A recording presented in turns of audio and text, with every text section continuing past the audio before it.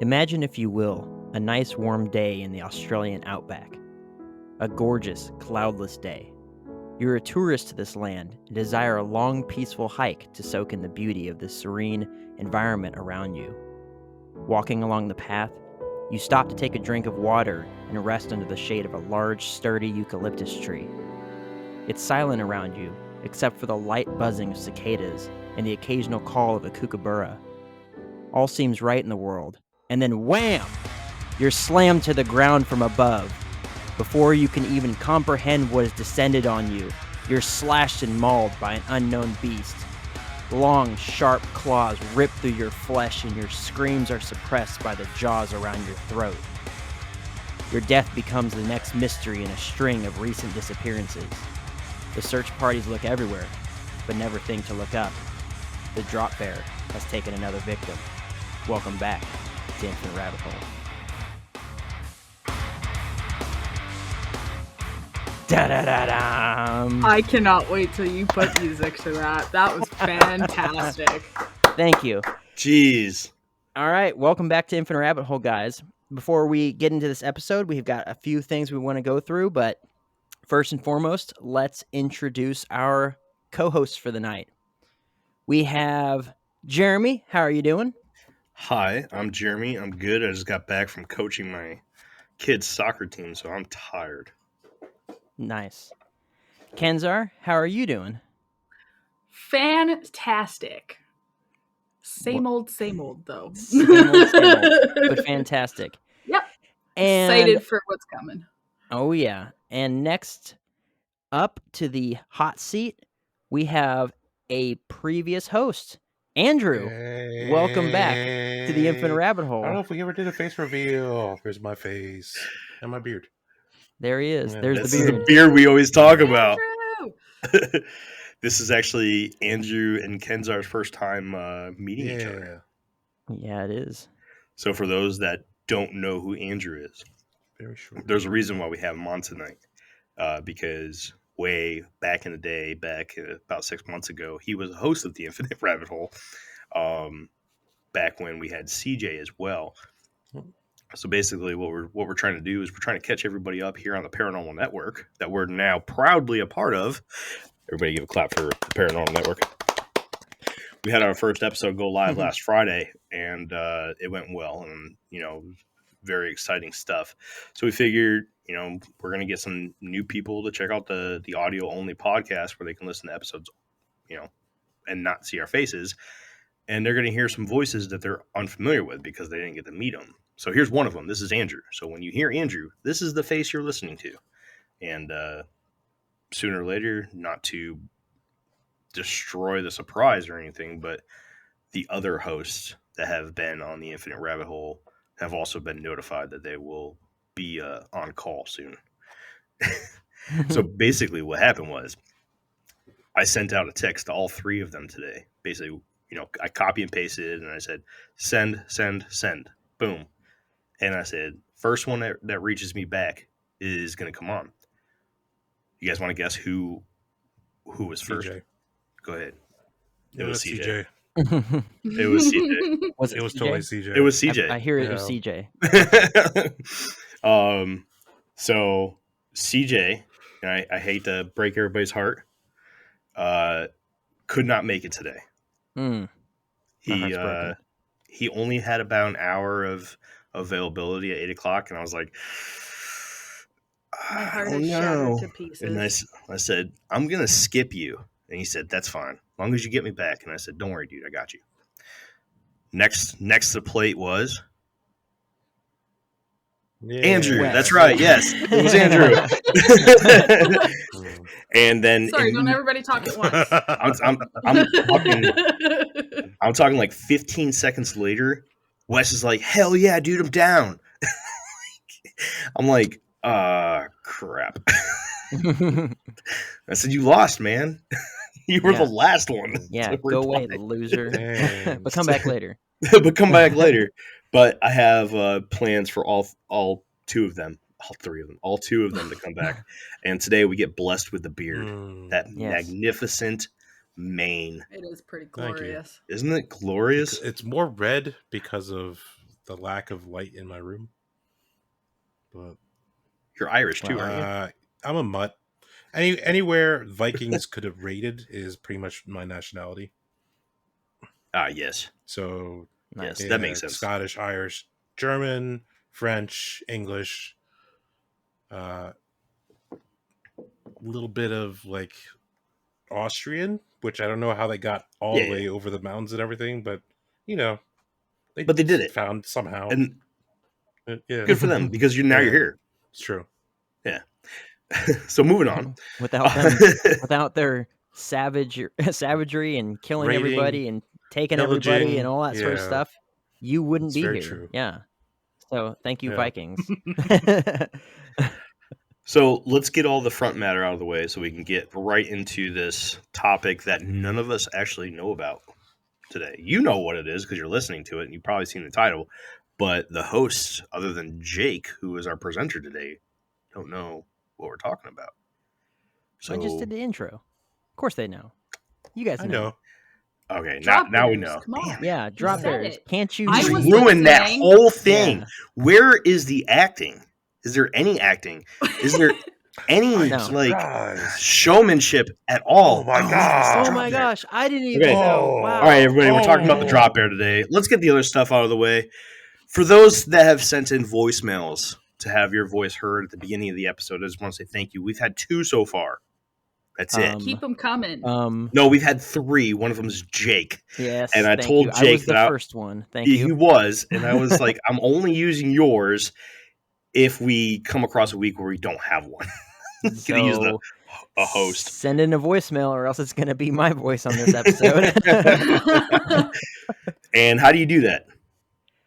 You go to infiniterabbithole.com. There's a little icon that looks like a microphone, and you click it, and you press record, and then you can leave your contact information when you're done. It just play, record, and then stop, and then send it to us, and we'll get it immediately into our emails, and then we can listen to it and be like, oh, cool. And then we'll throw it on the next episode. It's awesome. Literally right at the beginning. Super easy. Andrew, you hear that? I'm actually looking at it right now. Do you hear it? Nice. So maybe Andrew will sneak that away from you. I hope he does. I really do. That's messed up. Do we have anything else to plug before we get into the good stuff? Yeah, the thing. What thing? The thing. Join the group, follow our Instagram, follow our Twitter. Thing. Oh, yeah, and then there's another thing. There's a big thing. I even know about the Paranormal Network. I already said something about that. Yeah, right? I already said that. Yeah, welcome to the Paranormal Network, everybody. Yeah, We're the half-assed infinite rabbit hole. How you guys doing? Big thing. And we're no longer on the thing. We've lost all of our listeners. We just got booted. Dude, I'm so stoked about it. Like, I remember, like, looking back, which, I mean, it's not too terribly long, just under 2 years, but sitting there thinking, like, oh my gosh, our first 100 listens, or whatever, our first 10 listens. Like, it's nuts. It's absolutely mind-blowing that we're in this position where a network wants to invest in us and our product that we're delivering. It's crazy to me. So I'm super stoked. It is crazy. Are they crazy? Nah. Definitely. Come on, Andrew. You don't have to be nice here, Andrew. You know how it's going. No. It's called acting. Thank you, somebody who's doing it. Thank you. No, seriously, I can't be more happy. I can't be more thankful to the Paranormal Network for adding us and accepting us into, their network. And this collaboration is just insane. It's beyond my wildest dreams for this platform. And everything's looking up. And Infinite Rabbit Hole is going to go places. And it is in part thank you to the Paranormal Network. So once again, thank you, Paranormal Network. Yes, thank you very much. And then merci. Yeah, see? We speak other languages here too. All right. Anything else? What else do we have to get? No, I think that's all. I put the Facebook group. If anybody's looking for the Facebook group that we're always talking about, I've been linking it in the show description. I'm not exactly sure how the Paranormal Network's dealing with our show description, but you can always go to like Spotify or anything else, find Infinite Rabbit Hole, go to the show description, and click on the Facebook link that I put in there. Join the group. It's awesome. We have a great community there. It is fantastic. We have people posting about some really cool stuff, cryptids, UFOs, aliens, scientific discoveries, all kinds of really cool stuff, and just a absolute wonderful community where people are very supportive of the show, and we get to actually get to talk to all you guys, and which has been a blast. Oh yeah, for sure. But I think that's it. That's what it was. What? The merch. The merch. Sorry to cut you off. Were you finished? Okay. Yeah. Wait, no, I'm not. Yeah, I'm just kidding. No, you are. Okay. So, well, you are you're finished now. So, for those of you that have been asking for specific things for us to make in our store, I've been working on a lot of different designs. We're trying to put out a new line of merch. Things like your favorite cryptid wearing an Infinite Rabbit Hole t-shirt, and then say Bigfoot's favorite podcast, Nessie's favorite podcast, things like that. A bunch of joke shirts that mess around with things that Jeff has said about gravity being fake and nukes being fake and dinosaurs being fake and all that sort of stuff. And Finland being above right, as Minnesota. You can see. Right. The land of 1,000 lakes. Yeah, Finland. Yeah, so we're working on some new stuff. I know people have been asking for things like hats and beanies. Those are going to take a minute because we need to modify our logo so it can be turned into a patch and it can be embroidered on those hats and those different items. It's a little bit tricky because of the way that the colors work out, so that one is going to be a bit. But all those, we keep hearing those suggestions. I want to, let the listeners know that we are hearing it and we're responding and we're working on all that stuff. We'd rather just drop it all as a pack versus a, onesie twosies here and there. But yeah, so wanted to give everyone a heads up that that's all in the works, and probably within the next couple weeks to a month, we'll start releasing some good stuff and some different things that have been released for us to release to you guys. So more than just mouse pads and coffee cups and some hoodies and stuff, but tank tops, muscle tees, various types of hats, fanny packs, all kinds of stuff. Like if you guys want it, throw us in a comment in our Facebook group, send us an email, whatever, say, hey, I'd like this sort of design and this idea, and we'll crank it out and see how you guys like it. So good stuff coming through. Yep. And for all of those that are not familiar with the Infinite Rabbit Hole and they're wondering why the hell we're just sitting here talking about ourselves for so long, you got to remember we have had relationships before you. No, I'm just kidding. No, we do have quite the fan base that we're very, very proud of, and we're excited to have you come and join too. Eventually, you guys will get to know some of the stuff that we joke about, like that. We'll just go over that shirt that Jake's wearing right now. The Finland. Go ahead, stand up. Let me see that shirt there, Jake. You be our model. It's Finland over Minnesota. It is drawn like a elementary school kid. That's actually Jake's. Jake drew that. Good job, Jake. He did. He colored it in himself too.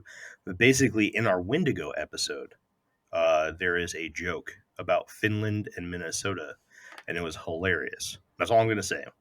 Yeah, that's definitely go listen to it. Shameless self-promotion, clickbait right there for you. Go check it out. That was Kenzar's first episode with the Infinite Rabbit Hole. She actually came on as a guest. Yep. Yes, I guessed it on that one. And then I think she's the topic. And then 2 days later, she was a host. That's pretty much how that worked. But all right, so we're almost 15 minutes into this episode yet, and we haven't started talking about the topic. So okay, so I just right off the bat, what do you guys know about drop bears? What have you heard? What do you think that they are? All that sort of stuff. Kenzar, go. No, let's go with Andrew. Andrew first. Andrew, go. Andrew first. I know nothing. Kenzar, okay, Kenzar, go. I know a lot. I don't want to ruin things. Go ahead. My understanding of a drop bear is it's literally a koala that just drops out of the tree and scares the bejesus out of everybody. Okay, wrong. Jeremy, go. I'm pretty sure they're just evil koalas. Wrong. That's what I've Andrew. Koalas, right? It's a fictional tale that Aussies tell to scare tourists. It is not a real thing. Okay. It is based on a koala, but it's not. Yeah. Andrew's also wrong. So you're all wrong. I'm partially wrong. But you're all right at the same time. You're all right, but you're all wrong. Everything you've heard about them is true, even if it contradicts itself. It's all true. So nice. Okay. Nice. And if you're ready, we'll roll right into this. Explain, yes. Okay. So right off the bat, let's talk about the description of them and where they're located. Hey, travelers. Let us take this opportunity to thank everyone for watching The Infinite Rabbit Hole. If you enjoy our shows, please subscribe to our channel right now. And click on the bell so you can be notified every time a new video goes up. Now, back to The Infinite Rabbit Hole.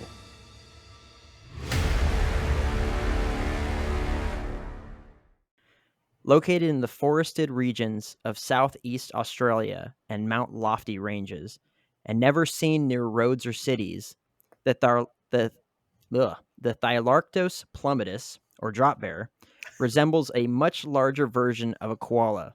There's Kenzars. Except their fur is coarse and orange in color, and they can get to the size of a leopard. They have large claws and powerful arms for climbing high into trees and holding on to their victims. The drop bear lacks canine teeth, so it relies on large premolars to bite when it's attacking its prey. It's believed by some that drop bears are koala bears that have been infected with a disease like rabies. Their orange color allows them to blend into the tops of trees when looking up, so they are washed out by the sunlight breaking through the canopy above. Now, how does that change your opinion of them? I don't want to jump too far ahead, but instantly something else came to mind. I don't want to get too far ahead. Does it start with a W? No. Okay, then go ahead. What is it? Starts with a T. Oh yeah, don't jump too far ahead. Okay. For me, you said orange in color, and I was like, "Excuse me, what? Like my hair color orange?" Yeah. Well, I mean, it like remains to be seen. Because this is pretty fluorescent. I mean, we'll get into it, but there's never been one that's been captured. So honestly, they could be purple, but someone's like, "Ooh, we should taper that down a little bit and call them orange." Okay, sure, let's go for it. All right, I'm here for it. Cool deal. Moving on, sightings and attacks. The ambush style of attack is not unique to this creature, although it's extremely effective. Drop bears will lie in wait high in trees until an unsuspecting medium to large animal happens to walk under them. Dropping as far as 8 meters or 26 feet, they land full force on top of the prey, stunning it from the hit and then quickly biting and breaking the neck to finish the job. If their prey is small enough, they'll drag it up into the tree so it can feed in peace. Attacks on humans are rare, as it's normally a case of mistaken identity. Those that are unlucky enough to be mistaken for prey and get away with only bites and scratches often report seeing them starting around April 1st. Regardless of the time of the year, however, they are so elusive that there's never been a drop bear captured dead or alive. It's interesting to note that there has never been a reported attack on an Australian native, and the mistaken identity attacks only occur to tourists. It's recommended by locals that a visitor to Australia can protect themselves by speaking in their best Australian accent, saying things like "g'day" and other various buzzwords that Australians use, and wiping Vegemite, an Australian food spread made from brewer's yeast, behind their ears and putting forks in their hair so that the pointy ends face upwards.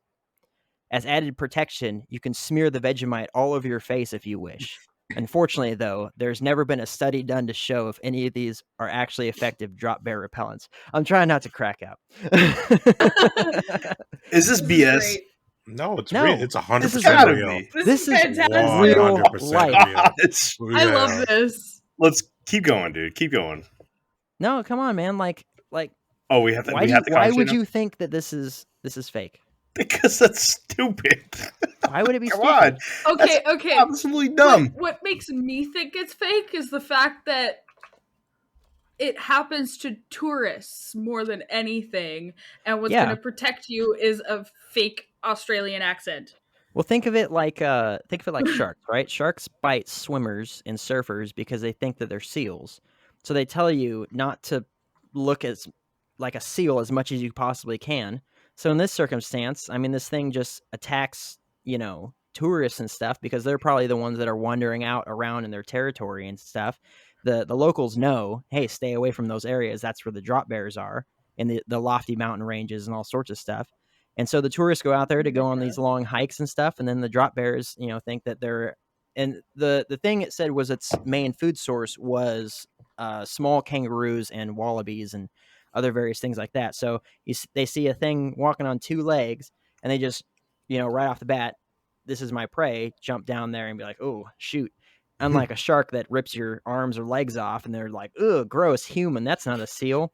This one just, mauls you a little bit and you're just like, oh, geez, that was crazy. What do you think about that? I mean, you're not wrong, but that was just winging it. Yeah. So I don't know. As long as you're doing Australian stuff or you look like an Australian, you're good to go, right? Yeah.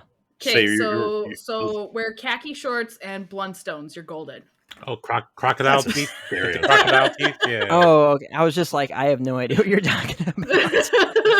Make sure say things like that's not a knife. Yeah, get like a giant knife out or something like that. No, yeah. You walk around saying, I think it's if you say razor blades with an Australian accent, it comes out as rise up lights, something like that. I can't do it. She is not going to get attacked by a drop bear. You see that? That's awesome, Kenzar. You're killing it. I'm golden. I'll be safe. So, okay, I'll break it to you. The drop bear is fake. You got it. You nailed it. I was going to say, like, let's say you're down there, right? And you're walking with a Foster's and you're golden, right? But if you had a Bud Light, you'd be screwed. Unless you were talking about putting shrimps on Barbies. Yep. Yes. You can always invite it for a barbecue. Yeah. Or Barbie. If you said barbecue, you're screwed. Yep. But if you said Barbie, yeah, you gotta say Barbie. You might be all right. Okay. Yeah, BS. Okay. So I'm glad that you thought that I was serious there. Unfortunately, since interactions between drop bears and humans are so rare, there has never been a verified sighting due to their shyness. Most visitors to Australia refuse to believe in their existence because of this. So then the question is, do they really exist? Well, yes. Sort of. Well, they did. And maybe they still do. I'd like to introduce you to the Thylacoleo carnifex. There's that T word Jeremy was going to throw out. That's the one I was thinking of. I was thinking of the Thylo. That's right. Jeremy's little dance. These marsupials are said by paleontologists to have died out around 46,000 years ago. They weighed up to 287 pounds, had long retractable claws, and longer curved claws on their thumbs. Their top and bottom jaws had two front protruding incisors with blade-like molars and had the most powerful bite force among all the various animals in the world, or the various mammals in the world, both then and now. Though a marsupial, the Thylacoleo had a skull like that of a large predatory cat, and it's believed to have been arboreal, meaning it lived in trees. The shape of their pelvis indicated that they didn't run fast and were moderately slow, so it would have been an ambush predator. A marsupial ambush hunting tree dweller with massive claws that also lived in Australia sounds like the drop bear, or at least where the legend could have originated from. It was said to have died out due to climate change and because of early humans hunting both them and their food sources. There's also a relation of the Thylacoleo that could still be alive.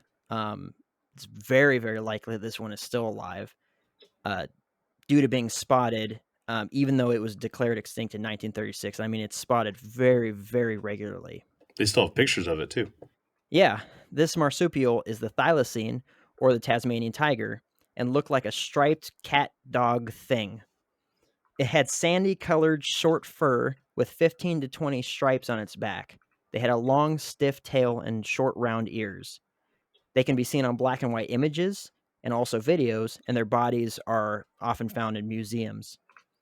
Though they were prevalent all over Australia and have traits similar to that of the drop bear lore, it would be a very hard comparison for those ones.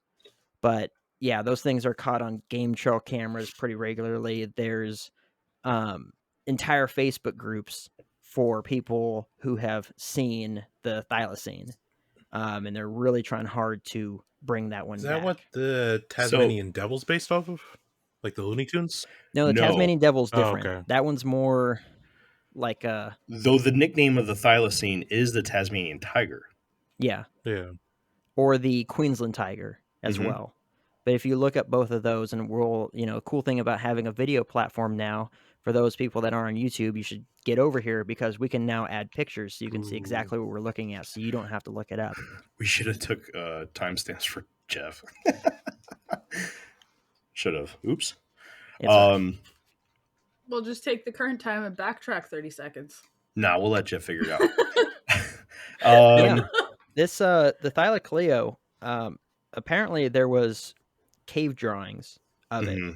So the early humans, or at least the humans that came to Australia, definitely had interactions with this thing. So I totally buy that they were, out hunting them or hunting them to extinction and all sorts of things. Apparently, during their die-out period was around the time of a massive climate shift, so that certainly could have had an impact. But yeah, I liked that, because I mean, stories are fun, right? All these fun stories like drop bears and things like that. But then to find that there is an actual animal in existence, or at least that did exist, that had just it's like a mirror, right? I'm just looking at the drop bear legend, I'm looking at the Thylacoleo, and I'm like, this is the same animal. It has to be. Facts, especially when, as soon as you said orange and like to be, climb up in trees. So, and much larger than a koala bear. You just muted yourself. There we go. I'll continue then.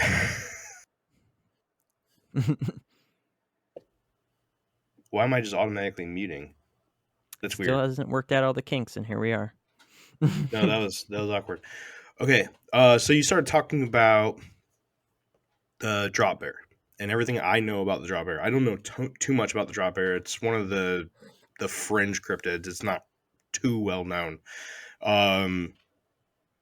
All I've ever known is that it's a rabid koala, pissed off koala, pretty much. It's in the koala family. It's just not nice. It is an ambush hunter. It drops down and it kills. And it's also a carnivore. Then you start talking about, up to 200 pounds, massive jaws. Yeah. Then I'm like, okay. Because originally, I'm thinking, when you said there was another creature, and the only thing I'm thinking about was the thylacine. And I was like, well, thylacine, I don't know if thylacine ever went in trees. I don't think it did. It's definitely not 200 pounds. The thing's like a Labrador size. Yeah. And it's skinny. Then you start talking about orange. I said, hold up. You said something else. And I was like, that sounds like a Thylacoleo. Yeah. Now, I don't know if the orange has anything to do with it, because if this thing supposedly was extinct, who knows if it actually was orange. But well, that is, so there's pelts. Go ahead. I'm looking at pictures of this thing, and yeah, it's like a very autumn orange kind of color, like the color of that leaves would turn when it's getting cold and drying up. And yeah, it definitely would blend in. It's kind of cute, but also terrifying. It's got like the cute little ears of a koala bear and like the face shape, but then it's got these massive beaver buck teeth and two huge fangs. Like, I wouldn't want to cross paths with that thing. I'm I think you're Not right. to mention its claws. I think this is your drop bear. You see those big old giant thumb claws that it's got there? Yeah. Massive. Yeah, I thought that it was very interesting that it was a carnivore, but had the combined molars similar to what we see in a lot of herbivores. But apparently they came to really sharp points. So it's just like it was described in some other articles as bolt cutter like teeth, where it could just destroy stuff, just go right through the bone, just snap. Like beaver's teeth. Right.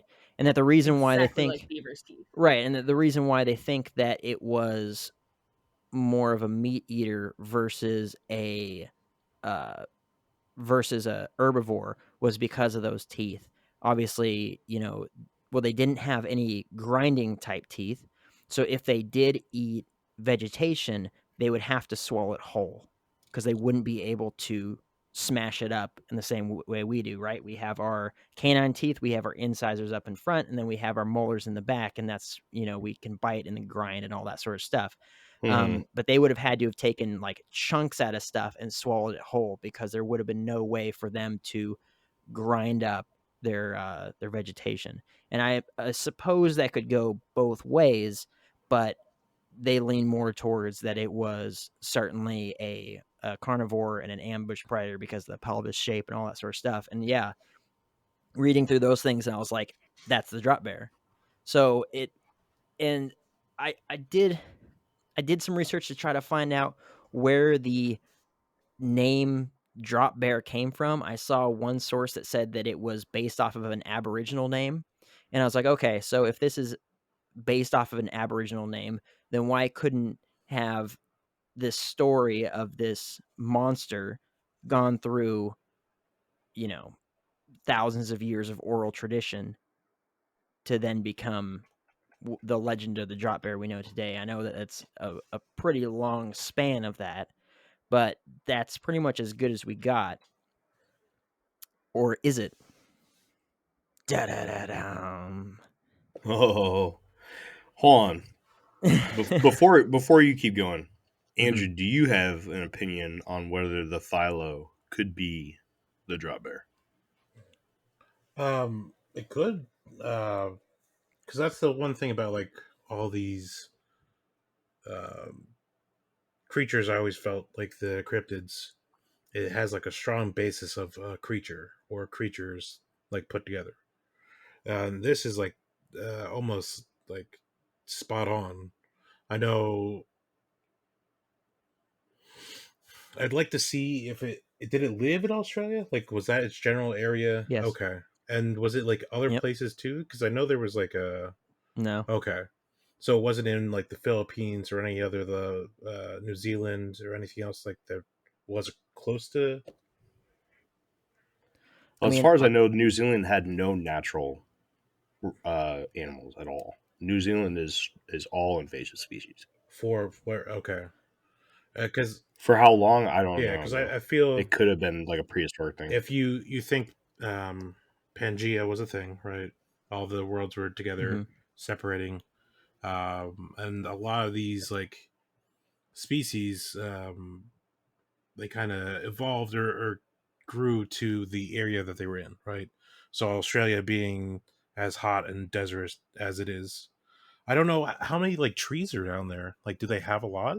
Like, is there like?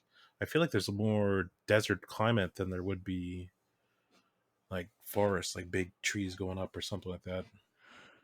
Well, Australia is certainly huge, Yeah. and a fair amount of it is that sort of desert climate, but they do have mountain ranges and big forests and stuff. So, I mean, it's not too far-fetched. Say, like, they wouldn't be able to be everywhere, but certainly there's enough territory for them to be at. And I believe they're also on Kangaroo Island, which is south of Australia, so like just underneath And you mentioned earlier that there was the climate change could be like the whole reason why they pretty much died out, because I know that's the could be desert creep is a definitely thing, like desert eating away at its borders and making the desert bigger and bigger.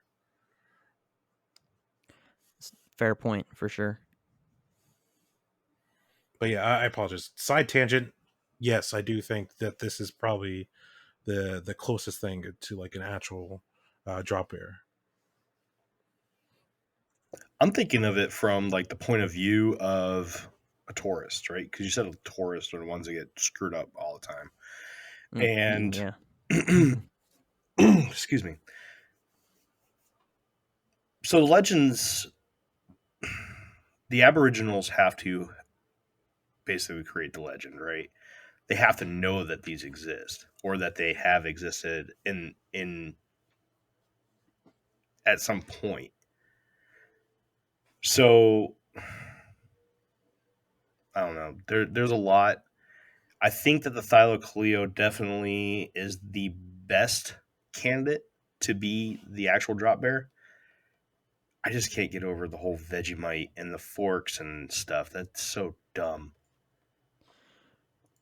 It's just because you're a non-believer. Shun the non-believer. It's not. Shun. It's not. Shun.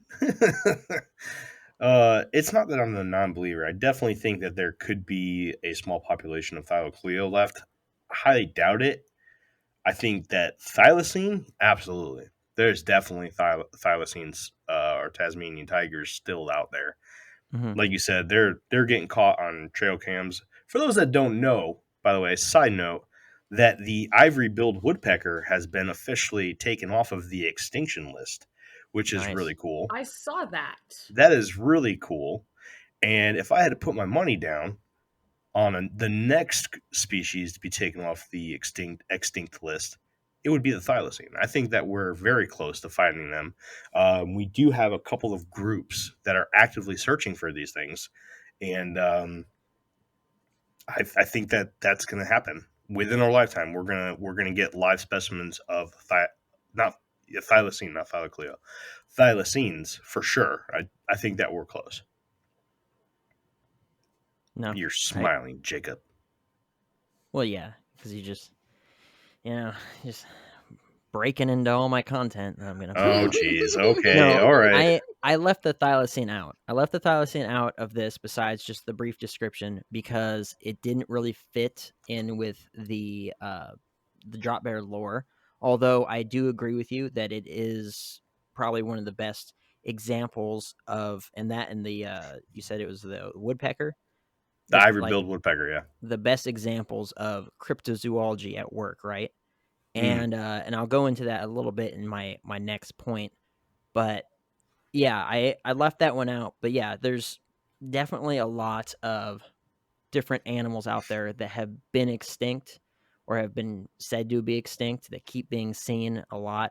And that is absolutely part of cryptozoology is, well, I could get into it and talk about it in my next thing, the definition of cryptozoology.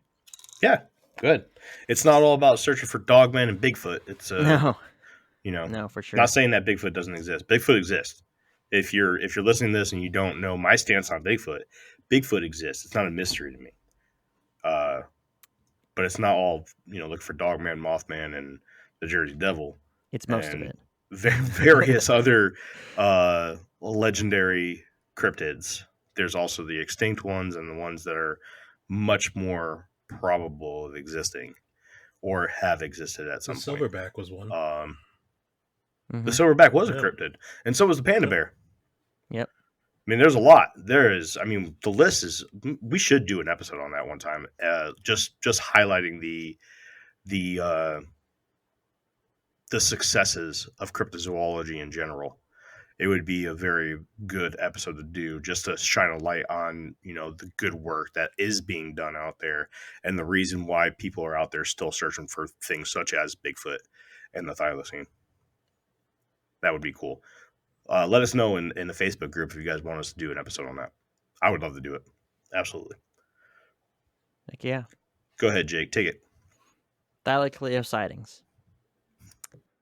So, let me just throw this out there. There is a lot of Thylacleo sightings. There's way more thylacine sightings. There's a mix-up on the internet. If you look up Queensland tiger, amongst people that think that the thylacine is the Queensland tiger, is the not official name of it, right? The nickname of it, and people that think that the Thylacoleo is the Queensland tiger. So if you look up that and you look up Queensland tiger sightings, you're going to get a mix up of both. It's a, but just keep in mind what they look like as two separate animals when you're reading the descriptions and stuff. But these ones I specifically went for Thylacoleo sightings, people that said this was this is what I know I was looking at. All right. There have been way more than a few sightings of the Thylacoleo over the last century, and I believe that it truly belongs to be classified as a cryptid. For those that don't remember, cryptozoology isn't just the study of animals believed to exist whose existence is unsubstantiated, like Bigfoot, bing, but also the study of animals that are believed to be extinct and may still be alive. But for us to really explore sightings of the Thylacoleo, we have to speak about another cryptid. And now the fun part. Have you ever heard of the warrigal? Any of you? No. I want to say no. The warrigal. How do you spell that? Yeah. Warrigal.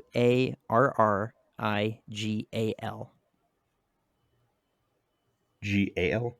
Mm-hmm. Carry on. Well, it's an Australian cryptid. The warrigal is a lion-like animal that is believed to live in the Australian Blue Mountains, and it's said to be up to 7 feet long and 3 feet tall, with light or dark brown fur, sometimes seen with a mane like African lions. Also, some accounts tell of long saber-tooth-like teeth and cat-like paw prints that are up to 5 inches across. In Rex Gilroy's book, Giant Mystery Cats of Australia, Gilroy makes a parallel between the two and suggests that the warrigal could very well be a surviving Thylacoleo. Though mostly spotted by campers and hunters, first-hand accounts of these creatures are in no short supply. So, drop bear lore based off of a Thylacoleo, but people talk about seeing this new cryptid called a warrigal. I hope I'm pronouncing that right. I'm probably not. But they talk about this thing, but coincidentally, it has the same traits as a Thylacoleo. It's like a weird circle. So I'm seeing some of these pictures have like saber teeth.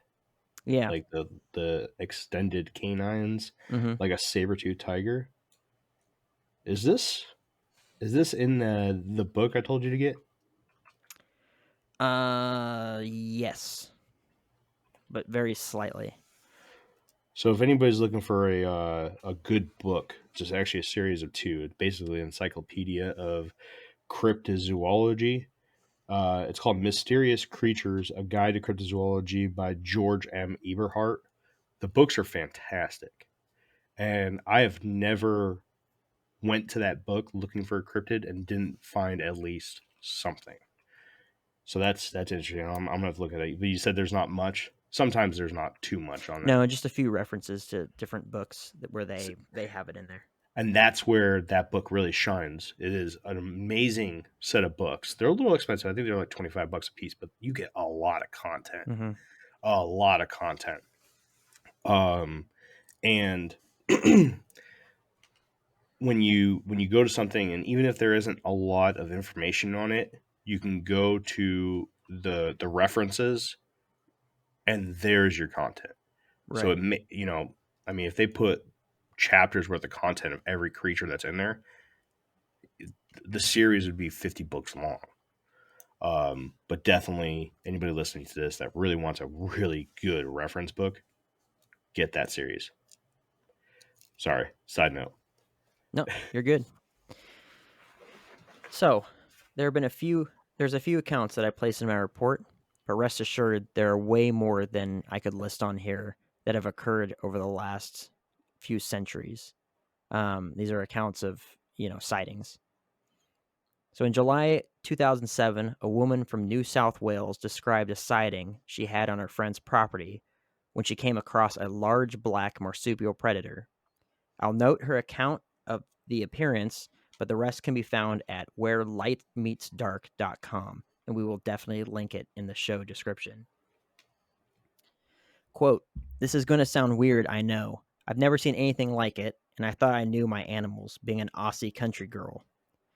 I saw in broad daylight right in front of me, as it was against the light tan of the sand/dirt track with no vegetation to obscure anything. I could see so clearly, even down to its feet and longish toes. It's burned into my brain. He or she was big, very big. Too big, actually. Estimate of weight. 2 friends have bull mastiffs. This was bigger than either of those 2 dogs. I asked my mates what their bull mastiffs weigh. They say about 50 and 60 kilograms respectively for both the male and the female. So I would say around 70 to 80 kilograms.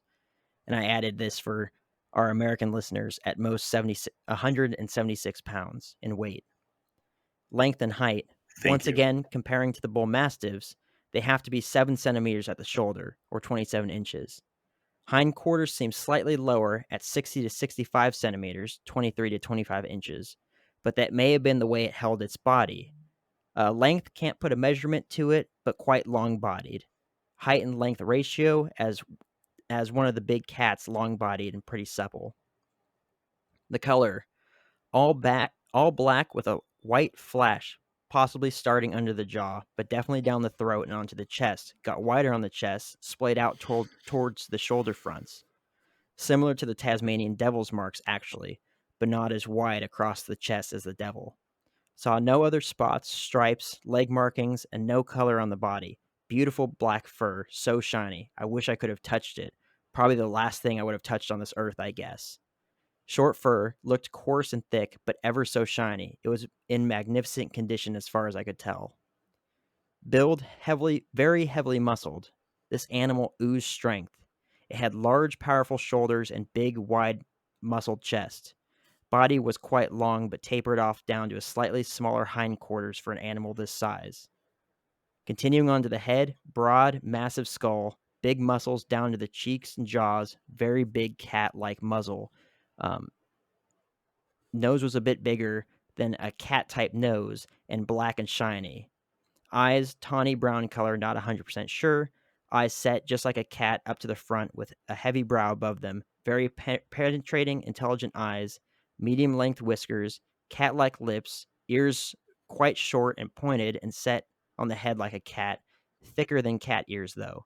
Teeth were weird. Not like a cat. More like marsupial type teeth in front. Big ones in the front. Not off to the side where you expect canines to be. Seemed to be a gap up the side of the jaw where canines would normally be, and then more big, thick teeth around the back. Big, solid molars. Could crunch through anything it wanted to, I would think. She goes on to describe much more, including location and events surrounding the encounter, but I think we can all agree that she got a really good look at this thing, and I encourage the listeners to follow the link and give it a read. Too good of a look. I mean, that's a good look. I mean, if you're able to see the back of its mouth, I mean, I don't know if the thylo is known to open its mouth as far as its cousin, the thylacine. The thylacine, it looks like when this thing opens its mouth up, it looks like you can throw a volleyball into its mouth and still have room. It was wasn't it like almost a complete 90 degree? Not quite, but almost. Pretty, if not pretty dang close. Yeah. And I'm wondering if the thylo was able to do it too. Well, I don't want that's to. That's quite a jaw span. Like, wow. Mm-hmm. I don't want to misquote this article. I don't have it open in front of me right now, but this was midway through the article. She had paragraphs and paragraphs or pages and pages of this is where we were at, this is the events of the day, everything that was going on. And then she had the encounter, which was this thing walked out in front of their vehicle that they were driving, right in front of them, turned around and snarled at them and opened up its mouth to expose its teeth and stuff, which is right there. And which is something that the thylacine would do.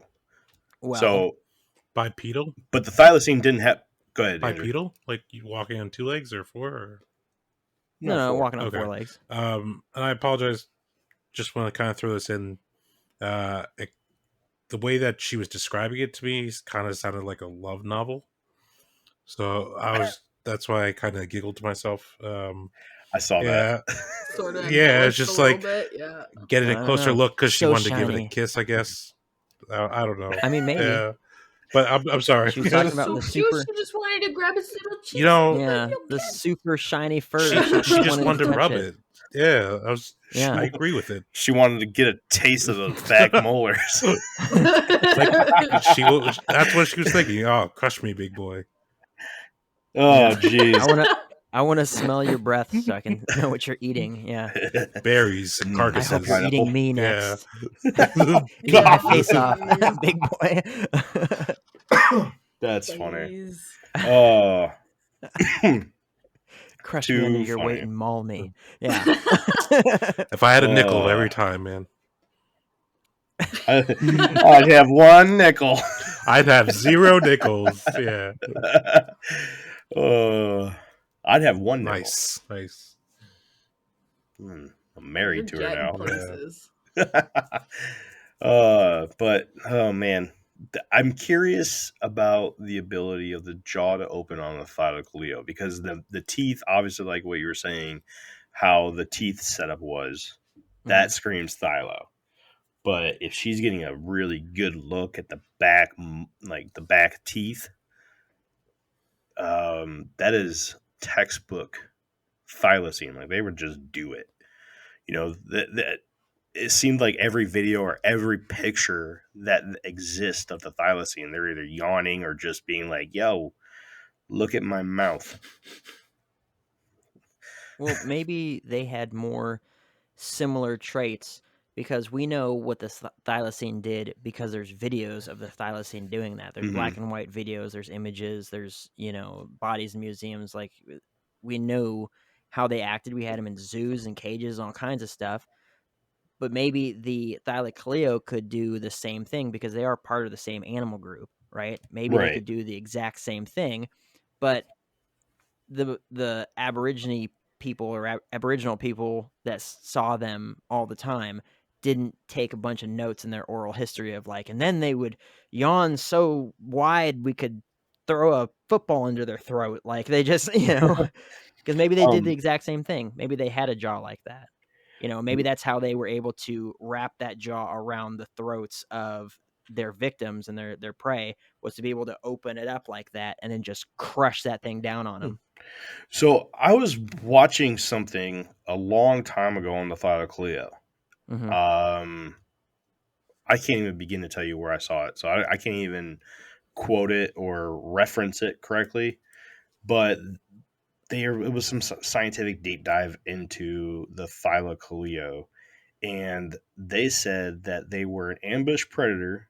So they would jump off of like rocks, low hanging tree branches, cliffs, that kind of stuff, grab onto you by your throat and literally shred you to pieces with their hind legs. Like, I guess they were known for having like these big raptor claws on their front paws, and on their back ones they had like 5 of them, and they would just literally shred you to pieces. Like they'd have you by your throat and just and your insides would become outsides. Well, don't kangaroos attack that way too? With their hind legs? Kangaroos are punks. And ripping it open? I don't know. I saw it. So we've been talking about kangaroos a lot lately.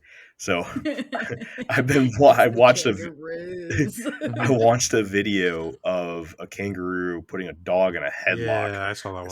Some dude came up and just I was like, "Yay!" That kangaroo was like, They're jacked. Just hit me. They don't weightlift, but they got those muscles, like those arms. Yeah, right. You would think that they jump with their arms. Yeah, exactly. But no, Andrew, I think that you're right. I do recall hearing something about when they lean back onto their tails and then they kick out with their feet, but their feet have really long, sharp claws, similar to their paws. Like the front paws have these crazy long claws, and so they have the ability to just rip your guts open when they do that, because they kick out at you with such force, and those claws just dig in. Yeah. Rip. So and that's another marsupial. It would make sense, right? And they had, I wonder they had big tails too. Like they would be able to lean back on, right? Or no?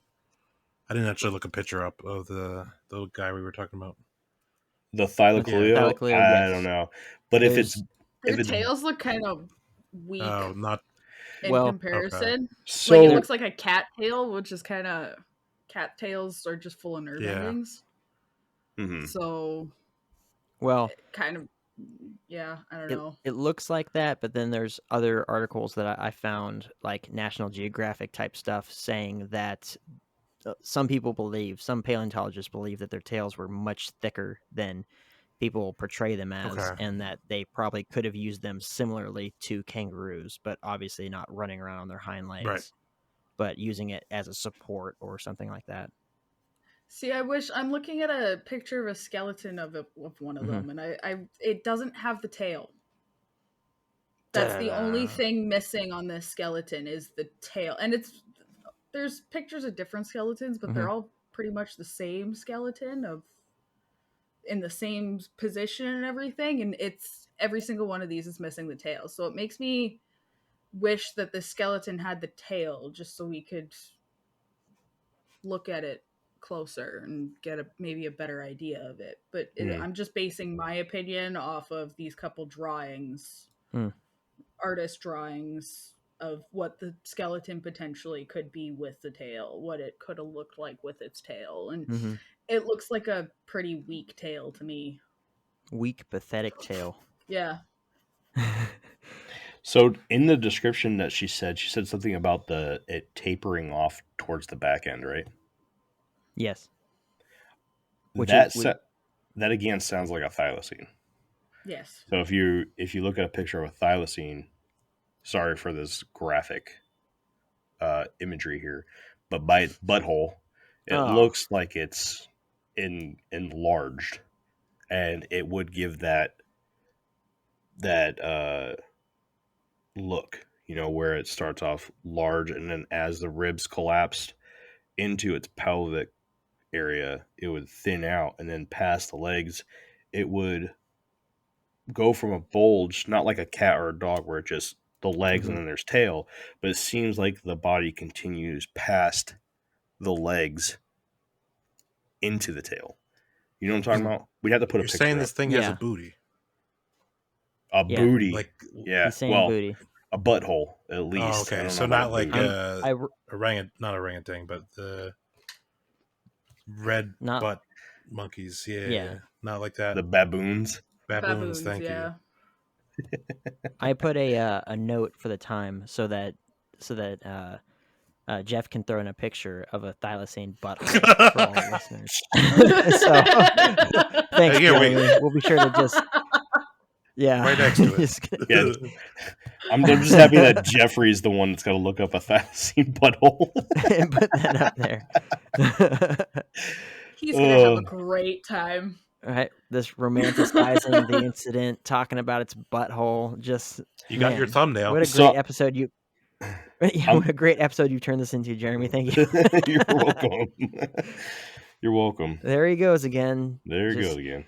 Okay, maybe I'm wrong about the tail. I'm looking at a taxidermy one, and it looks like it's got quite a thick tail on its hind end. Would you say thick with two C's? I don't know how much damage that thing would do, but is there a picture of its butthole? Because it looks short. No, no buttholes. Okay. I'm not looking at buttholes here. You guys are buttholes. Great. All right. It's a short tail though, so I don't know how much damage that would really do. I'm trying to be scientific here. I don't know, like damage wise, but like using it like a kickstand to lean back on. I don't know. Right. Might be able to do that. It's kind of like a kangaroo tail. It's got a really thick base to it and then tapers off at the end. So I stand corrected about the tail. There we go.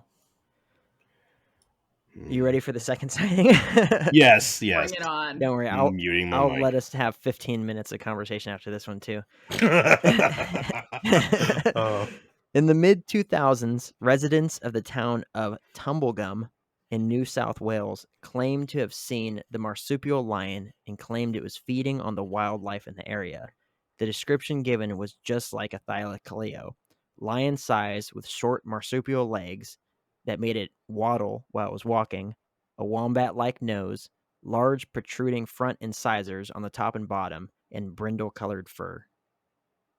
So that is more like a Thylacoleo, especially with the brindle coloring. I hadn't seen the pelt that was actually orange in any of the pictures or anything that I looked at. But if you did, then it having this brindle-colored fur, which I don't know if I'm saying something that people don't understand what that is. Basically, it's like tan or orange-colored fur with black stripes running through it, like you'd see a brindle pit bull. It's that coloring that they have. See, and just out of plain ignorance, I would have called that calico. I didn't know that brindle coloring was a thing, so I would have called that calico coloring. Personally, Scott, because like calicos is more spotted, but man, it's got like the black and the orange. I ran up on a lot of sightings where they were like, it was calico colored. I was like, these idiots don't know what they're talking about, and I threw them out. There you go. Yeah, really? There you go. No. Oh, I had no idea that brindle coloring was a thing, so I totally would have called this like calico pattern, calico coloring. Well, that's a calico dog. You're a cat person, aren't you? Yeah. Well, this is called a Marsupial Lion, so kind of not a cat at all, but kind of, But it's called a lion. Lions go meow. No, they don't. No, lions go No, roar. You're right. Lions go roar. It's cheetahs that meow? I think it's the cheetahs that meow. Maybe it's the leopards. All right, we're gonna Anyways. Moving along. And finally, reported by the Sydney Morning Herald in 2003, a successful 2001 FOIA request to the New South Wales government came back positive that they're aware of and maintaining a secret file on some kind of black cat colony that resided on the outskirts of Sydney and beyond and could pose a serious threat to people. The unnamed outside source for this article stated, while we still haven't got conclusive evidence that the creature exists, compiled evidence points strongly to the fact that it does.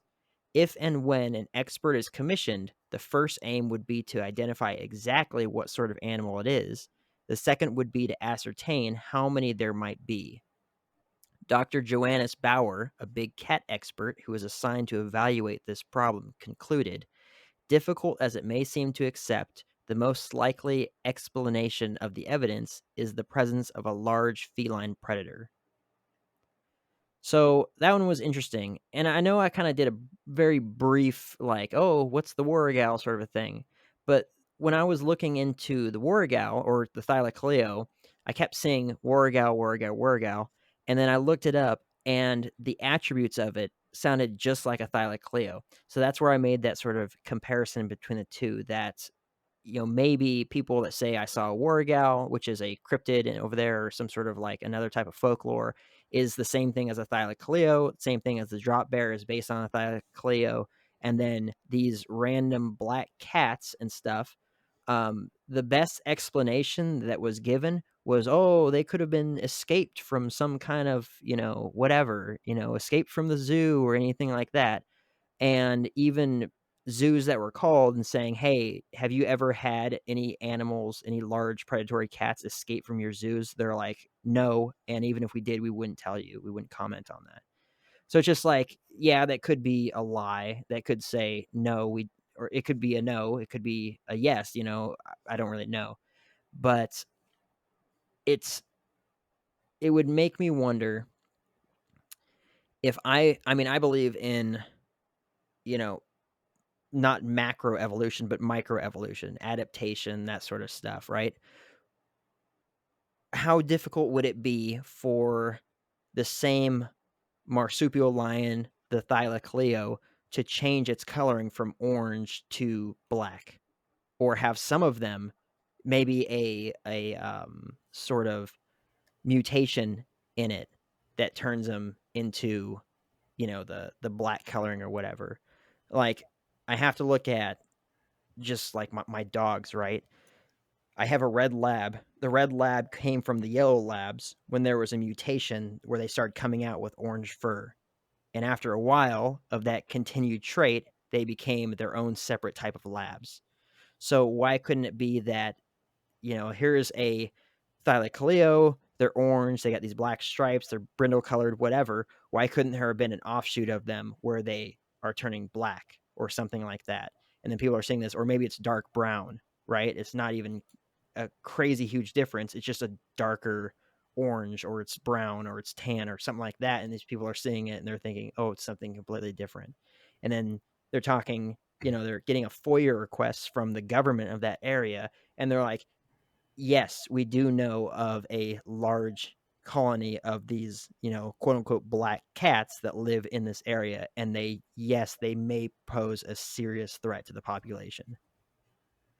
So that's where my mind was going when I was looking into all this sort of stuff and like, trying to make those connections and everything. What do you guys think? So, melanistic animals, right? So there's this big theory that there are these black mountain lions in various parts of the world, but I'm just going to use the Appalachian Mountains as an example because that's a very common place. This is what came to my mind too. And there's this huge debate between, cryptozoology and science, where biology says there are no melanistic mountain lions, but there's melanistic every other feline in the world. Tigers. Right. You ever seen a melanistic tiger? Yeah. Like Bengal tiger? Looking. Beautiful animal. Absolutely gorgeous. Basically, for anybody who doesn't know what melanistic means, all black. Simple as that. Okay. So there are people that come out and say that they've seen an all black mountain lion or some sort of all black panther throughout the Appalachian Mountains. And science and biology says, no, you're stupid. There's no such thing.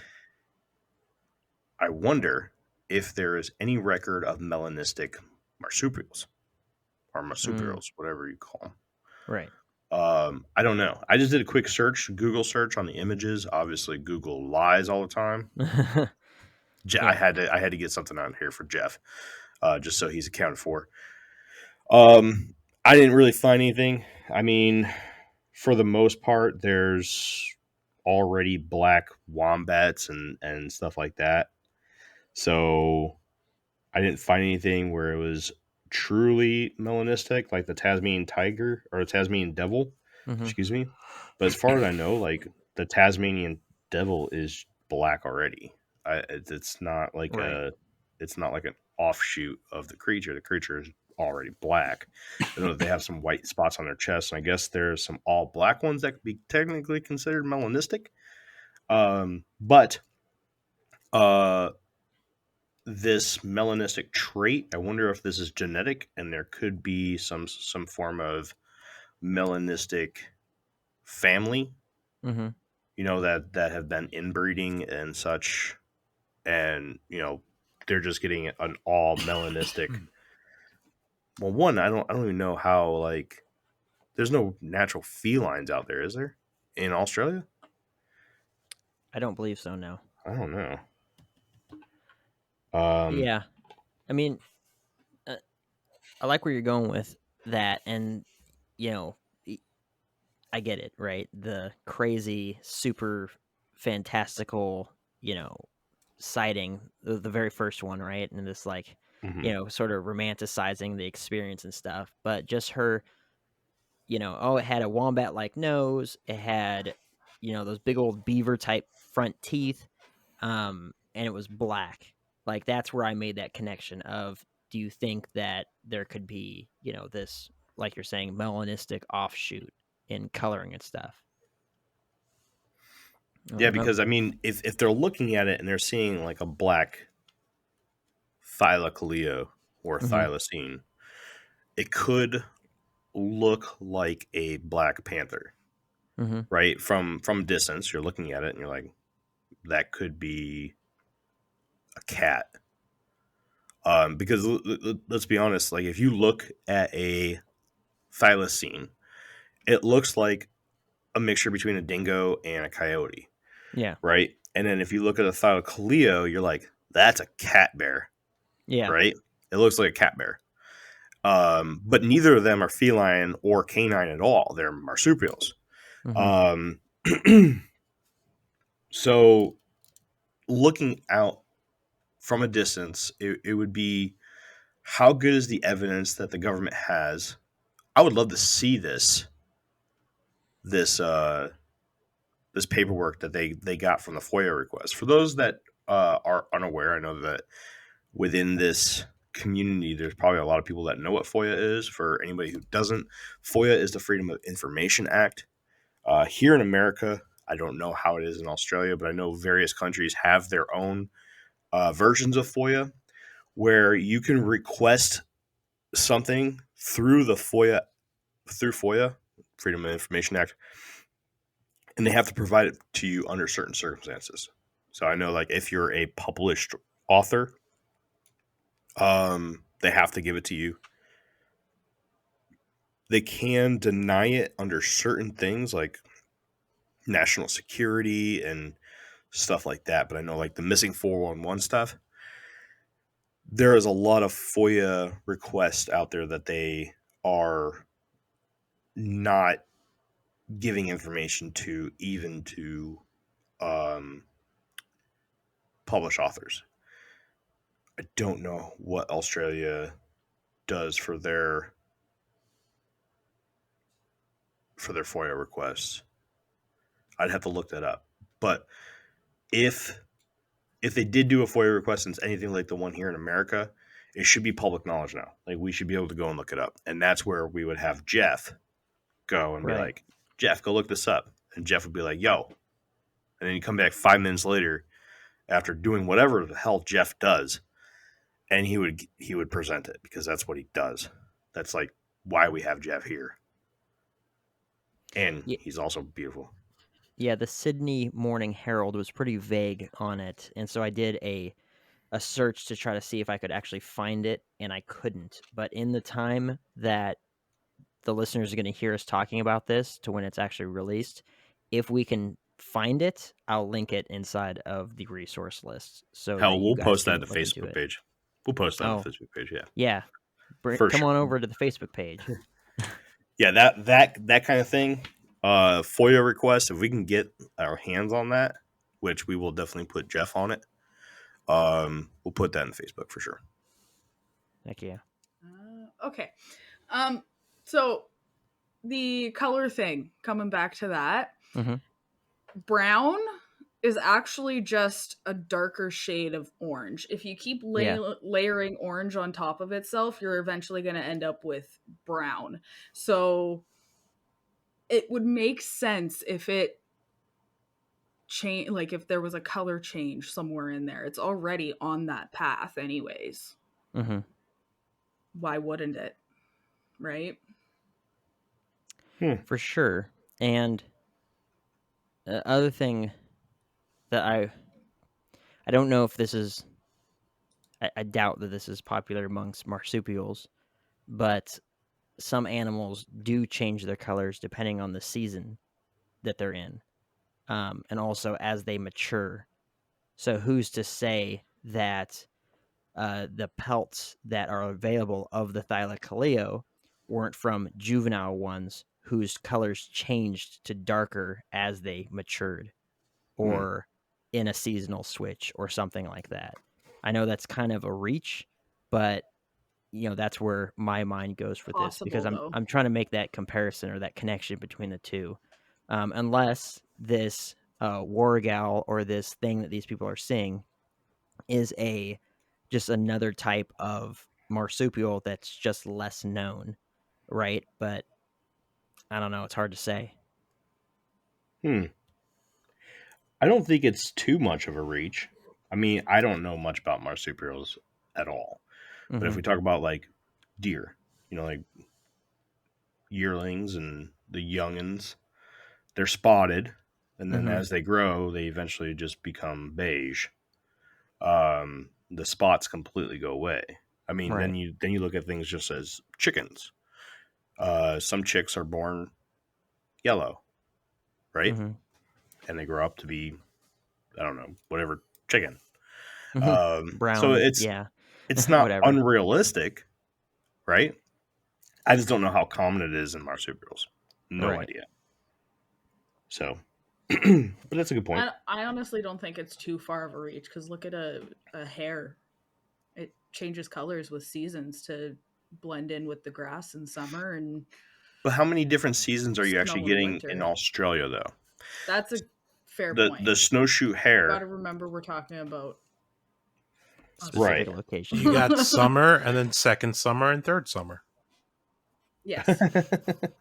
Yes. It's not exactly. like up here in Canada where it's winter 10 months out of the year. You get winter, Right. second winter, So- and third winter. So snowshoe hares. Is a tongue twister. That's not even a tongue twister.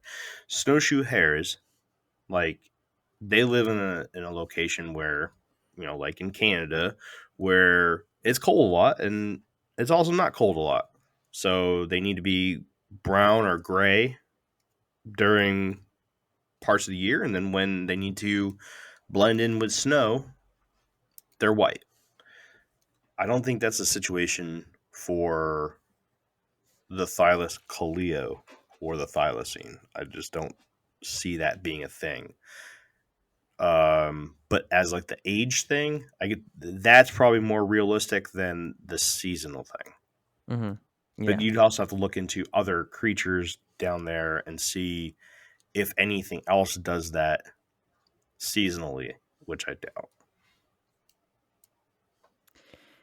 Yeah, I mean, it's hard to throw it out there like that because we want to think that marsupials all kind of act the same, but all a marsupial is just an animal with a pouch that a baby matures up into. And I mean, possums are marsupials, and they look nothing like kangaroos. What are you talking about, dude? Exactly the same.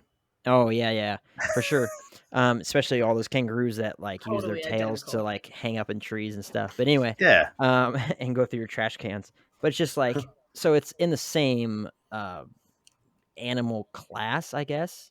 Is that what that would be described as? I think, but it's Family, kingdom, phylum, class, kingdom, phylum, class, order, family, genus, species. So which one? Family. Yep. Family, yeah. Okay, so but clearly they're wildly different in appearance. So I don't know. It's just one of those things I'm kind of just bouncing around. Yeah. Interesting. Good stuff, dude. Is that it? Now, That's all you got? No, there's more. Oh, okay. Okay.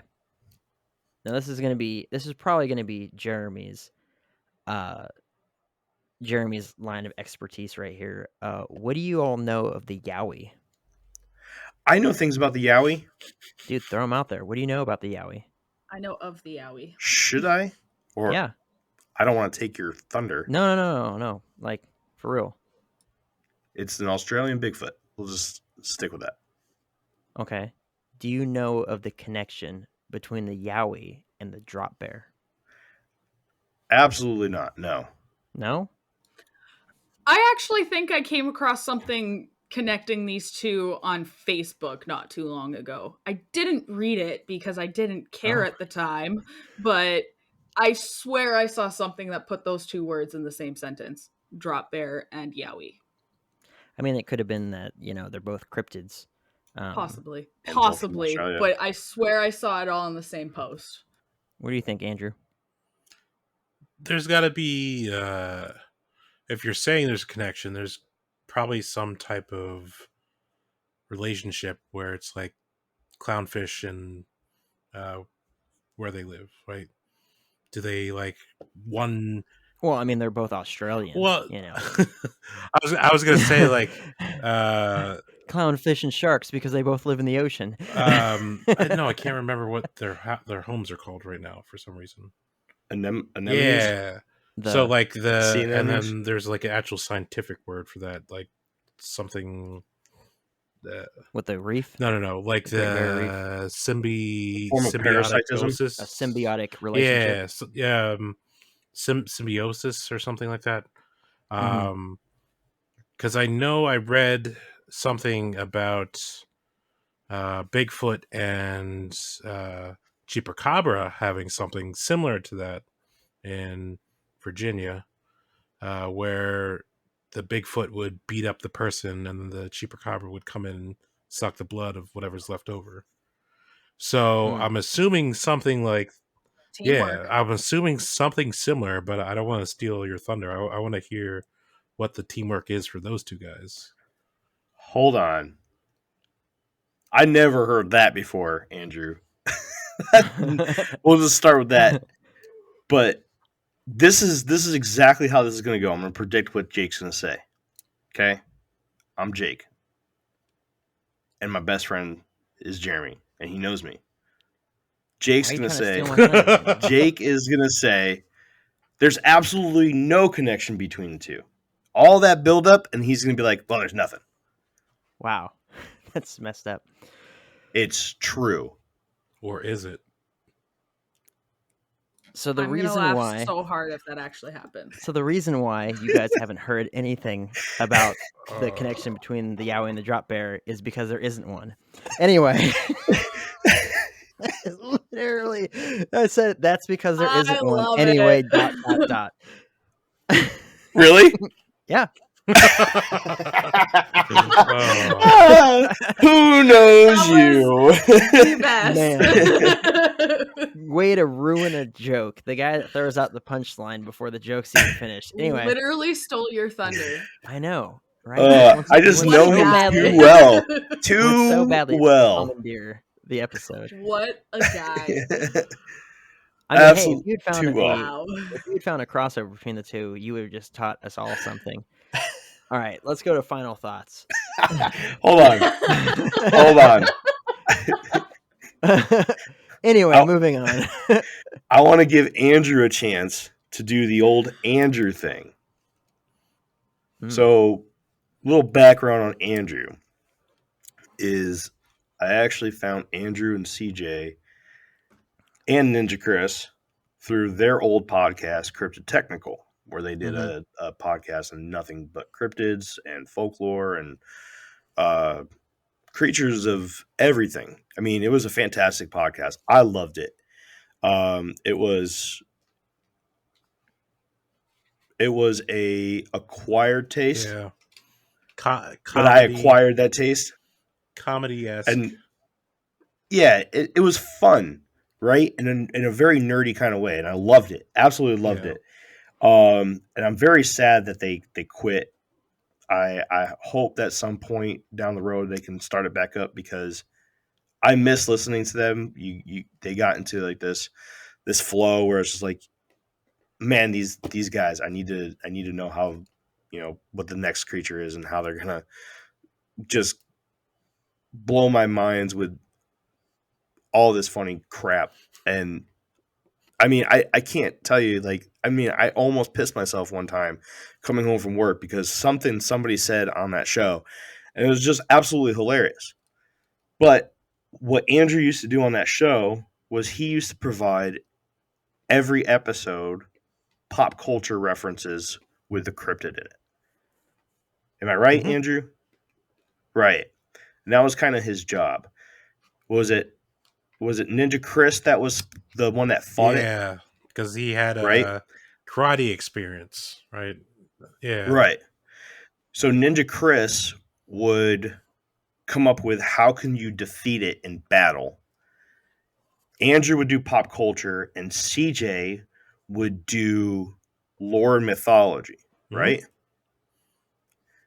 And it was absolutely hilarious. So I know that you did the drop bear at some point during your show. Yeah.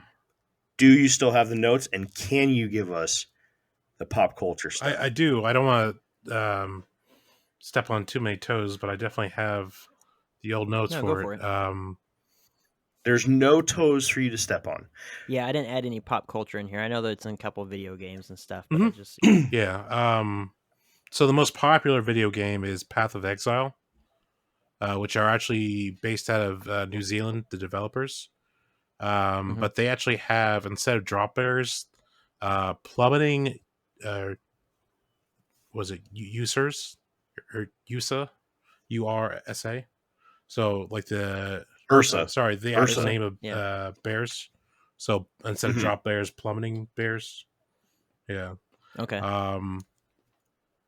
The comic books for it, there is Untitled Toll of Spider-Gwen, which is like a Spider-Man alternative universe where Gwen Stacy became Spider-Man. She actually takes on a koala commander and is trained koala bears, but it's actually not a koala, but more drop bear resemblance of that, like the more traditional koala. Well, not the ones that we have been talking about. In literature, Winnie the Pooh and Piglet talk about a character called the Jaguar, which is one of the ones that they always have, just like the dancing and the theme music where it's like dark and depressing, where it talks about how it sits in trees and shots out hello, and then when you look up it drops down onto you. For like anime, Digimon, I don't know if you guys remember that show. There was long time ago. A demonic drop bear that was called Phascomon, because they always end with Mons. That was in their version of a forest in hell, and would basically drop down and paralyze anybody with its claws. You had tabletop games. One of the more popular ones called Shadowrun, which was based around the idea of magic appearing, and then all corporations basically being run by dragons, and so countries don't really exist anymore. Everything was under like, hey, let's roll up to McDonald's. Like United States became McDonald's, right? Russia became Burger King, something like that. So they have drop theirs in there, which are awakened, and they have, which is, we did mention having some type of like rabies or something. In this universe, they have HMHVV2, which is their version of lycanthropy. Like, so if they bite you, you turn into a werewolf. So a koala being able to turn you into a werewolf, which is pretty funny. For Harry Potter aspect of it, the Australian Quidditch team is called the Drop Bears. And the actual Australian Museum has a whole page dedicated to drop bears, and they offer members of the staff free immunizations just in case you get infected from getting bit by a drop bear, right? I love that. I love that hilarious. so much. That's amazing. And then for TV ads, there is a rum called Bundalenburg, where it was a bunch of male campers talking to female campers, saying like, "No, you should be in your own tent because the drop bears will come. Like, you'd be more secure if you're with us." So they're like, "No, you're not talking the truth." And their mascot is a giant drop bear, so it like falls onto the female's tent and destroys it. And then, so then, and then I guess that hawks the room for some reason. I don't know, but like, so I just found that pretty funny. I mean, there's other stuff. I don't want to go too deep into it, but like those are like some of the main ones that like people would know. Right on, man. Appreciate that. That's awesome. Thank you. Good stuff. I gotta kind of find that commercial. Yeah, I'll put the name of it. Hopefully, maybe your guy will find it or something. I will definitely. That would be cool to put on the Facebook page. Oh, I'll add I apologize. I'll add a little short clip that I found. Yeah. Oh, I apologize. It looks like the guy's a polar bear, not a drop bear. But it's still a bear dropping. Ruined everything. It's Australians talking to other Australians. A bear dropping, but it's a polar bear. So that was my a little bit of a stretch, I'd say. Stretching out, yeah. Mm-hmm. Not as much as a stretch as that puka was on that one episode. I can't remember what you guys were talking about, but you had brought the puka up, and I was like, there's no way. Anyways. I like to stretch things. I'm sorry, yeah. All right, I'll go first. No. Oh, okay. All right, go ahead. All right. I could have predicted that too, by the way. Well, I got a whole spiel for final thoughts. Oh, well, go ahead then. Okay. Yeah, you've just been commandeering this entire episode the whole time. It's crazy. Well, I'm a POS, but that's... You're a real pog, you know that? So final thoughts. So with the background of drop bear lore seeming to fit so nicely with the Thylacoleo and a possible crossover to another cryptid, the Warrigal, that inhabits the same location, is it real? Could the Thylacoleo still exist in small numbers in the more rural lands of Australia and be the source of not just fun lore to warn tourists or a boogeyman story for children, but also the cause of another cryptid? And with the FOIA request in 2001, is it more likely that the long overplayed summation of must have been escaped zoo animals is the cause of this phenomenon? Or is it more likely that the black cat sightings have more in common with the long-time sighted marsupial lion? One thing we can be sure of, the collective governments of the world are always truthful and would definitely tell us if there was a not-so-extinct super ambush predator lurking in our own backyards. Facts. Facts. We would never be lied to. Nope. Not never. Not never. Not never. So, Jeremy, I wanted to bring this up real quick. That way that you had us do it with the Thunderbird, right? The different stages and stuff of like, you know, what do we think it is? 1 is something, 2 is something, 3, 4, and stuff like that. Could you bring that out for us so that we can classify this in the same way? Shit, I don't remember where that is. Well, okay, so the scale was 1 through 5, right? 5 being it exists and it exists today.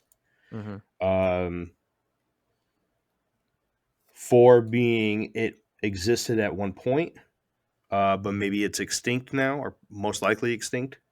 So 4 extinct.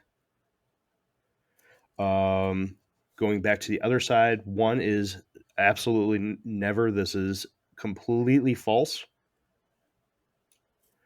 2 is basically misidentification, I believe. I'm just going off of memory here from what we did that one episode.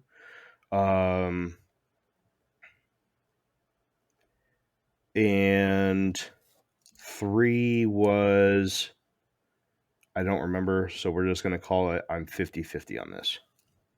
I'm not sure. We'll go with that. I don't remember what it was, dude. Okay. Let me look real quick. That was Thunderbird. Oh, that was your episode, so I wouldn't even have notes on it. Okay, well, it was a good thought. Anyway, Jeremy, what are your final thoughts? My final thought is that, unfortunately, I think that the only thing that's keeping me like on the side of it possibly being a 5, and we're talking about the Thylacoleo here, not the koala, the rabid koala jumping out of the tree. The only thing keeping me from going from a 4 to a 5, because obviously this thing was extinct, right? It did live.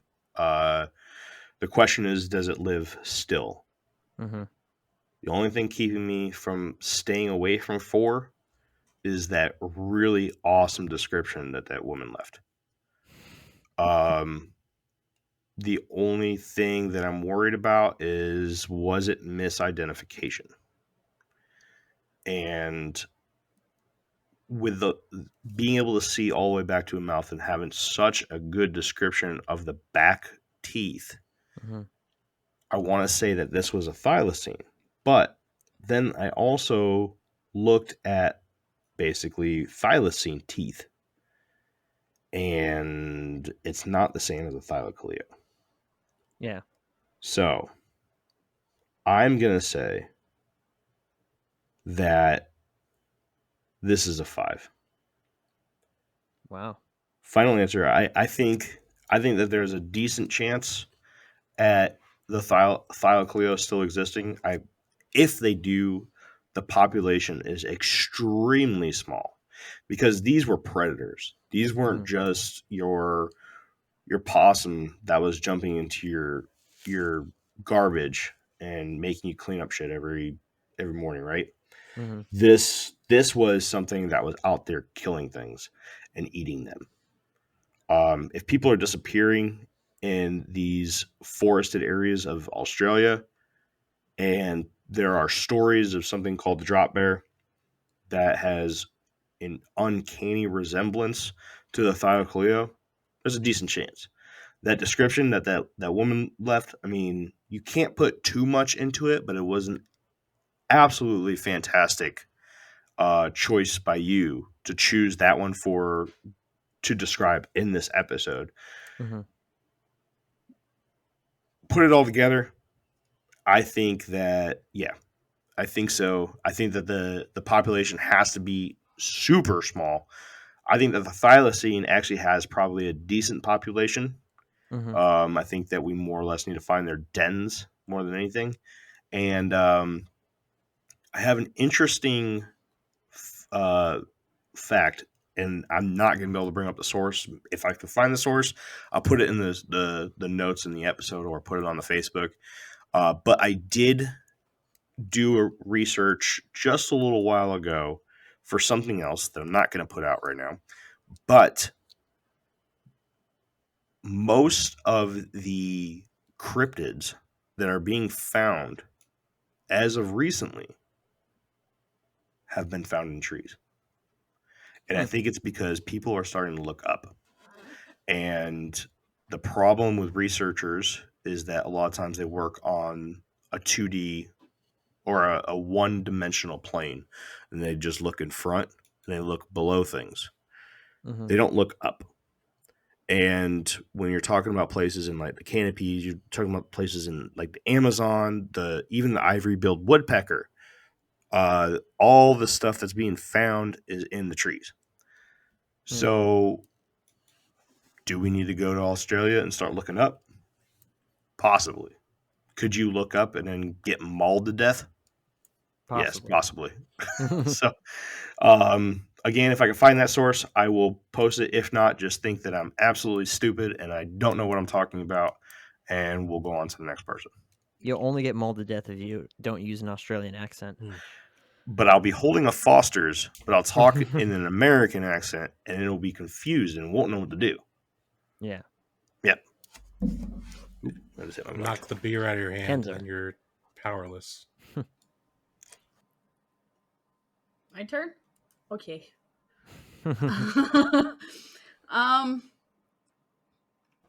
I definitely think that this could be our drop bear, the thylacoleo. Is that how that's said? I definitely think this could be the drop bear.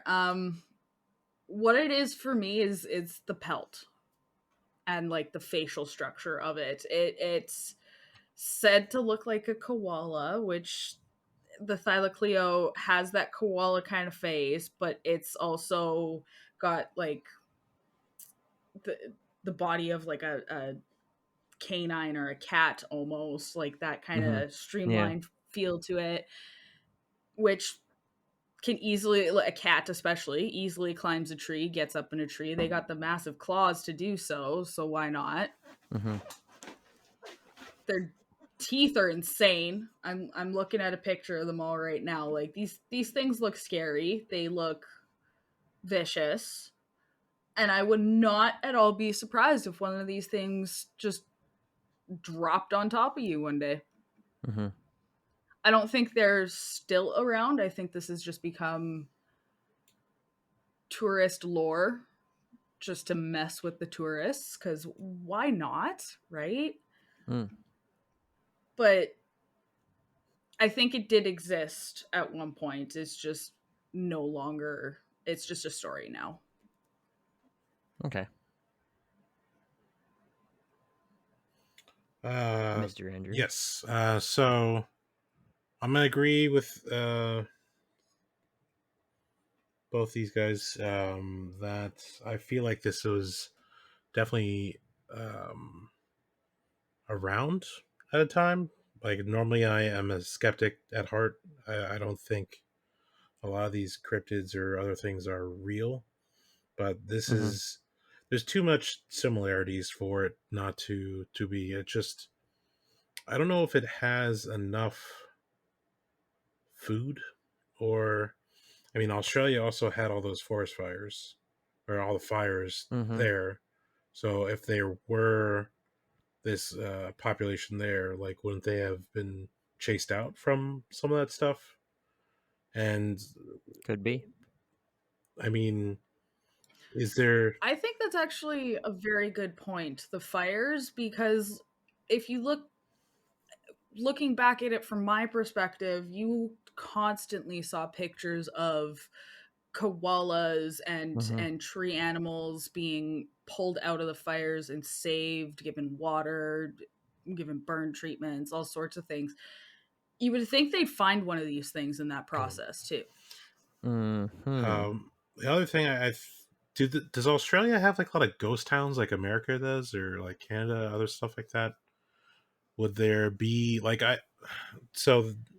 and outside of Chicago, like there is tons of like housing units that are like unfortunately like crack dens, other stuff like that. But Right. bears, They're condemned. yeah, bears have started been using it as like places to live.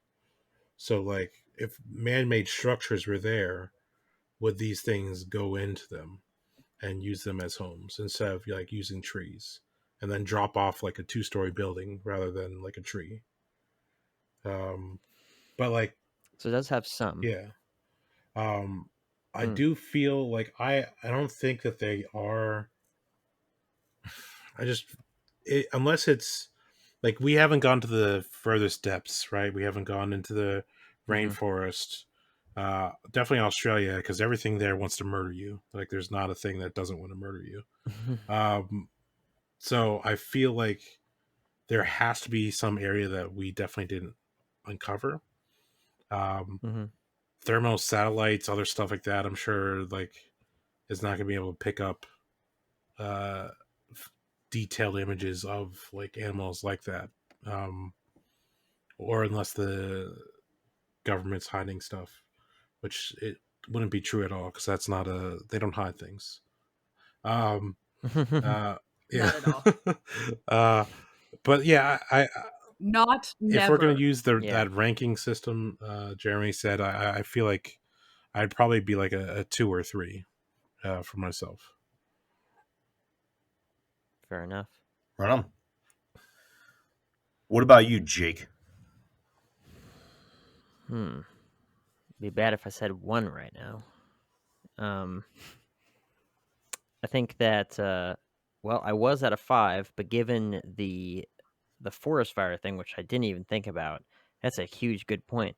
And let's say that they were alive, but then that forest fire ripped through there, or those forest fires rather ripped through there, and they're not known to be fast runners, so they're probably all dead now.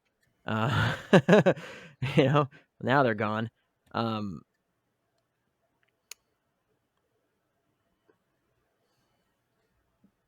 gonna say 5. I think that it's alive. There's only a few.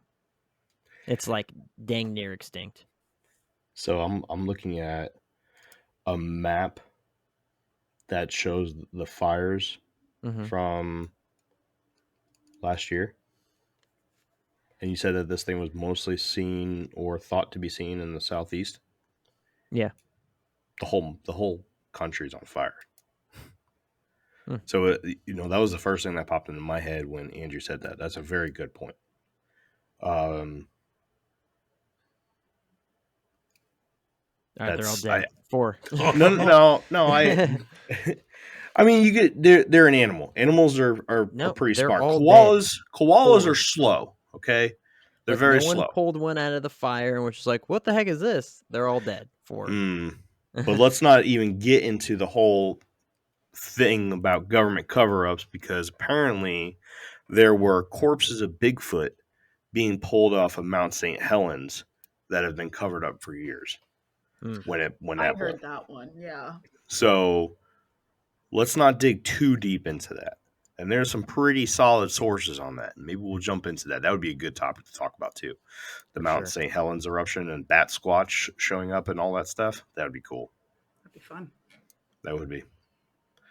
I'm sticking with a 5. I think that there's a pretty good chance. I'm between a 4 and a 5, but for the sake of the show and for everyone in the comment sections to tell me I'm an idiot, I'm going with a 5. All right, I'll stick with you with a 5. I'll hold on tight. All right. Cool deal. That's it? Yep, that's it. What do y'all think? I think that was fun. I think that was really cool. Loved that. Never have I ever tied drop bears and thylacleos together. That was cool. Oh, cool deal. Yeah, I thought for sure that you had it. But yeah, I'm surprised that you were sitting here like this has got to be fake. This has got to be fake. Like, I'm sitting here thinking like sightings start appearing around April 1st, which is April Fool's Day. Like, I picked up on that. I did not. So that was actually one of the very first things I heard when you said that, and I wrote it down here. I have orange color, which I thought was utterly ridiculous at first, and April 1st reports. Why are all the reports happening on April Fool's Day? Makes me not want to buy into this whatsoever. Besides that, what things do we know of that have orange-colored hair? Geez, nothing. Kenzar. Oh, geez, yeah. Anyways, and Tigger, and that's about I'm it. writing on an orange notebook right now. Yeah. What I wrote down in my notes was April 1st, orange. Literally right underneath that, I wrote a bunch of bullshit. That's what I wrote. A bunch of bullshit. Did not pick up on April Fool's Day.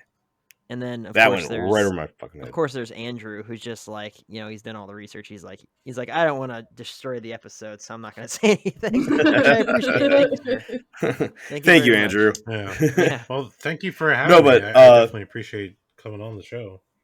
Yeah, I was going to say, man, it was nice seeing you. Nice seeing the beard again. Nice meeting you. You too. Still look majestic. Thank you. You are a beautiful creature. You know that? So don't make me blush, man. Don't make me blush.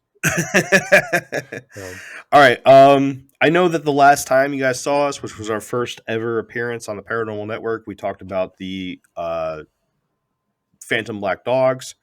And we said that we were going to jump into England, the specific lore in England about the phantom black dogs.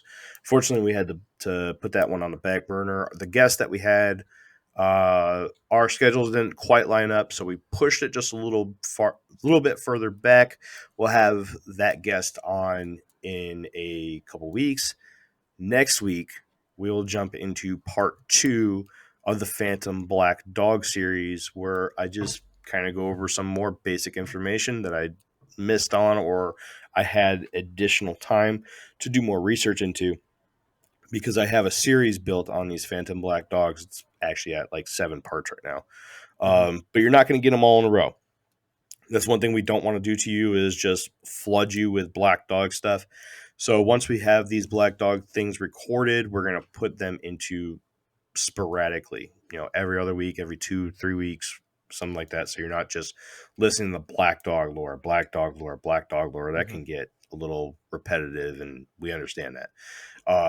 But there is a huge series being built on it, and during that, I found some really awesome additional information. The episode's not going to be too long, probably going to be about an hour, but you guys should definitely enjoy it. That's what you can look forward to here next week on the Infinite Rabbit Hole as part of the Paranormal Network.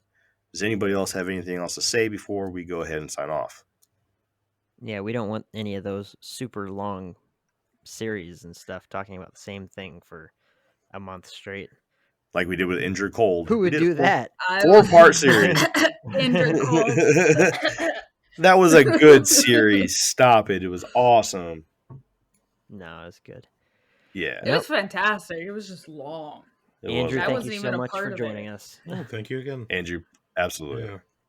I was going to say It was Bigfoot's awesome. probably another one of those Lots of fun. series that you Lots of fun. may or may not. Oh, I literally don't talk about Bigfoot on this show because it's not a mystery to me. Oh. It is, Yeah, it gets brought up every episode. It is. Yeah, we don't talk about him. But I don't do a subject on Bigfoot because it's just except for those 5 episodes, right? Well, when we first started, we needed to sound smart, so we did episodes on Bigfoot. We did the Patterson Gimlin film. We did Bigfoot or Not to Bigfoot. But honestly, it's like, why even do it? I'm waiting for you guys to choose a Bigfoot topic because I can chime in on Bigfoot topics. I'd rather you guys do it. Because... All right, I'll do the Yowie next then. No biggie. And its connection with the drop bear. I'm gonna go find you a local Sasquatch expert, and I'm gonna get that person on just for you, Jeremy. You should. That would be awesome. I live in Sasquatch Central, so right. Yeah. All right. Well, I mean, if there's nothing else to be said, Andrew, one more time, thank you very much for joining us on this episode of the Infinite Rabbit Hole. We have found our new home here at the Paranormal Network. Nice to see you guys. Nice to have my face shown and everybody can see who these dipshits are behind the microphones. Except for Kenzar. Kenzar's not a dipshit. Thanks. Unless you want to be. Thank you. I mean, I'll take the compliment. All right. Good. Rough. Again, we're completely ecstatic about this new opportunity, ready to push forward, ready to get crazy, ready to blow your minds, ready to just talk and have people blow us up on the comment section, hit us up in the Facebook, go to infiniterabbithole@gmail.com, leave us some sort of hate mail or lead us like what Kenzar did was, as our first major fan, said that we were doing a great job and how much she appreciated us and how awesome we were. And we're like, yeah, we know.